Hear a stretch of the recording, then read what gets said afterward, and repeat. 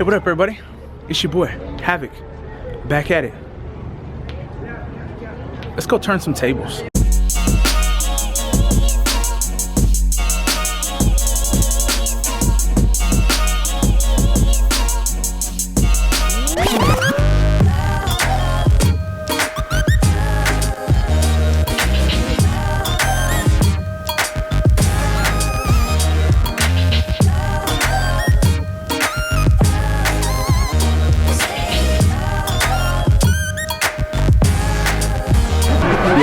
Yo, for all my mobile DJs, man, just a real quick tip. Invest in some type of flight case, all right? If you've got a controller, if you got turntables, if you got CDJs, it doesn't matter. Invest in a flight case, man. Take care of your investments by investing in something that's gonna protect your equipment. You smell what I'm saying, homie? So, I got these by Odyssey right here. They run about 100 and some change. And always mark your stuff too. If it's more than one, like this is my left turntable, my right turntable, you notice I got it marked, man. So that way when it's in the truck, I just know where to boom, throw it on that side, throw it on this side. But yeah, just a real quick DJ tip for you in under a minute. Yo, I got a real quick tip for y'all. If you've seen some of my older gig logs, you already know about this, but cleanliness makes you look more professional. The cleaner that your setup is, the more professional you look, okay? See, I set my lights on top of my other lights, but I drilled these holes in my table, okay? You wanna make sure that you don't mess up the structure or compromise the stability of your table if you do this, but I just drilled these holes in my table so that way I can run all my wires underneath, you feel me? Instead of have a mess full of wires up here running behind my banner. It just looks tacky, man. I set my banner up, boom, they're invisible, they're gone, you can't even tell. The only wires you see are the ones coming from the mixer and the ones coming from my laptop, but other than that, there is no mess of wires on my table. It's all down there. All right, so this is post banner right here. You notice I got my banner up now, and the wires are gone, man. The wires are gone. Holla at your boy. This is the back of my setup right here. I don't plug my lights in until showtime just so they're not blowing in anybody's face. But look at the back of my setup is clean as well, except for underneath, but don't worry about underneath. It's really not even that bad, honestly. But the back of my setup is clean as well. So that way I got table space for my microphone case, headphone case. I'll put that away.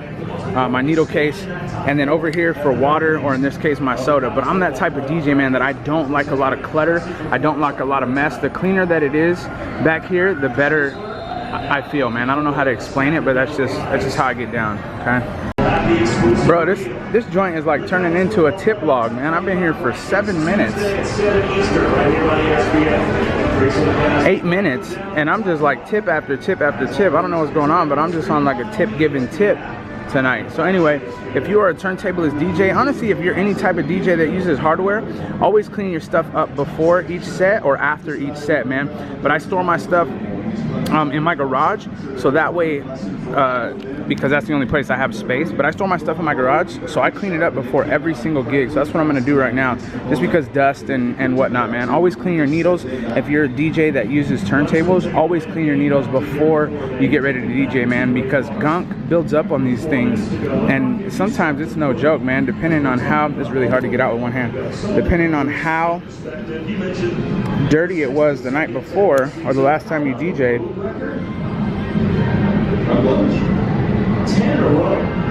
don't know if y'all can see that. Anyway, yeah, it's not that bad, but you see that black speck on the end of my needle? Yeah, that's not on the end of the stylus. That's not my needle. That is actually dirt, so I'm gonna clean that stuff off. Yo, so another really good tip is always have a monitor, okay? Fortunately, this place right here has monitors, 4 monitors, so I just use theirs.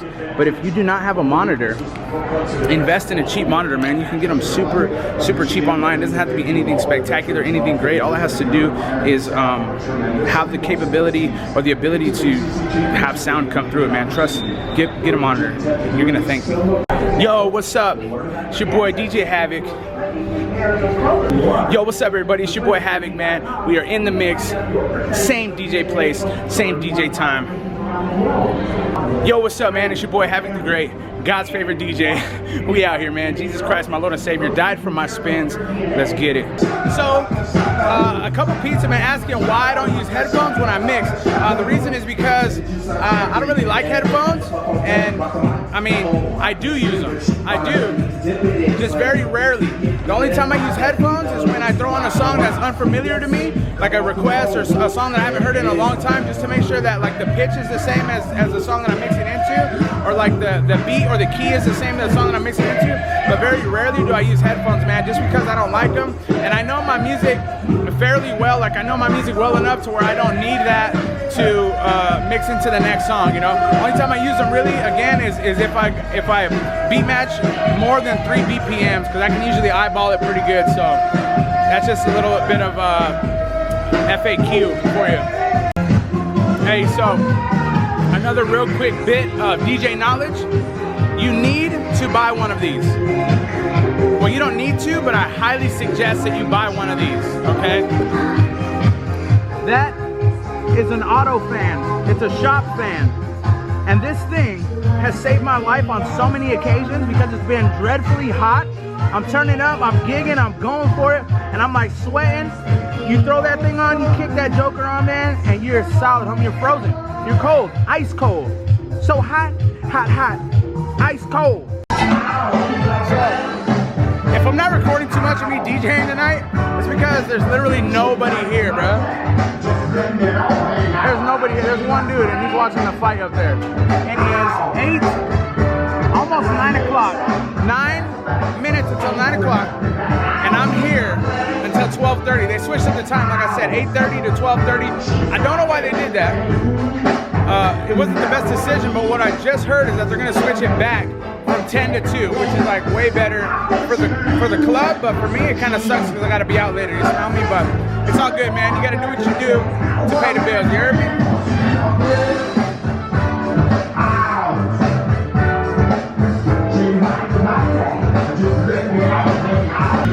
So I want to take a real quick moment to just remind you that whatever you do in life, do it with excellence, because you never know who's paying attention, man. Even though there's like 5 people here, nobody's dancing, these people are listening to the music that I'm playing, and if I'm not catering to my crowd, they may not be having a good time. In turn, that could leave a bad taste in their mouth with me, man. So just a reminder, whatever you do, make sure that you do it with excellence. This has been Havik Preaches. Take moments like this. My face is probably all over the place because it's a video wall, but you take moments like this where it's dead to refine your skills. Play some songs that you haven't played in a while. You know what I mean? See if you can get the crowd's head bobbing or their toes tapping, or if you can get a hey from someone in the back. You know what I mean? That's just what I do. I mean, you do whatever you want to do. It's your life, man. But those are just a couple tips that I have for you when it's super dead, and you're still trying to get a reaction out of somebody. You know what I'm saying? It makes us feel good. Let's not lie to ourselves. It makes us feel good when somebody says, "Oh, that's tight," or "That's my jam," or someone's like hitting one of those. You know what I mean? It makes me feel good anyways to know that I'm making somebody groove with the music that I'm playing, man. So, yeah, refine your skills. Refine your skills, bro. Hey, yo, so take opportunities like this to do a little bit of tone play or a little bit of wordplay, man, or like some crazy mashups or like a 3-style, you know what I mean, where it's like different genres and you blend them together like this one. Some old school funk, Best of My Love by The Emotions to end the night, the weekend, you know what I'm saying? Have fun with it, man. Try things out. This is where you learn a lot of what goes together and what won't work, so keep it out. What's up, y'all? It's me, Havik. I'm back. I got another tip for you. Mixing is all about transition, how you get from one song to the next. If you don't have an effects controller or your mixer don't have effects, I'm going to show you the backspin and the fade out method combined, so that way you can mix and it sounds super good from the transition from one to the next. Check it out.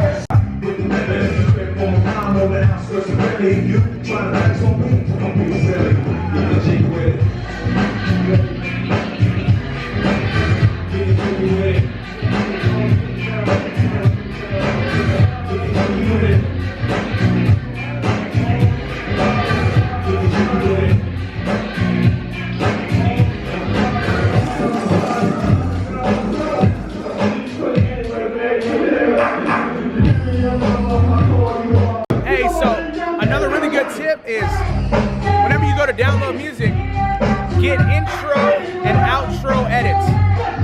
Intro and outro edits. That means that there's gonna be like 8 bars of just the beat at the beginning and the end of the song. So that way you can mix just the instrumentals together instead of vocals over vocals. It sounds like garbage. It's what we call a train wreck. Stay away from that, man.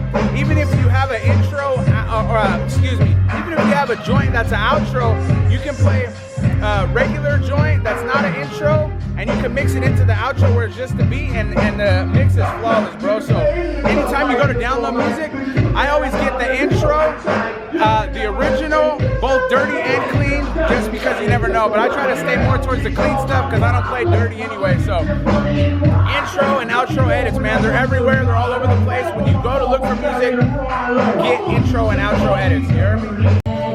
If you play it, they will come.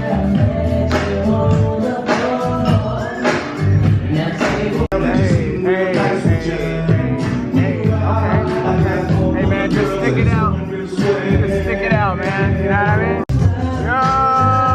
Yo, we still out here. My camera about to die on a real level, homie. So let's keep it popping, you hear me?